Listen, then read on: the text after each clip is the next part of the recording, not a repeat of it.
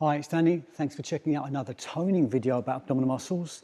This is closed chain for the upper body, so it brings in shoulders as well.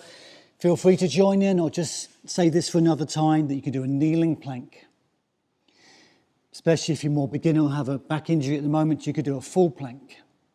Now you might notice I'm moving here. Knees can undulate, shoulders can undulate, you can circle, semicircle, you can calf raise. You could advance it by lifting off a leg, lifting off an arm and a leg on opposite side.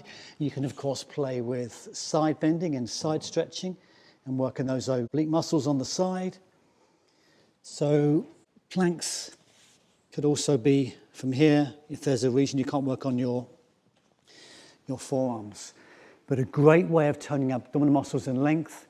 A lot of us only do curls and sit-ups, which shortens the muscles. Planks bring in the length, the natural tone. As soon as you push the ground away, these muscles engage naturally.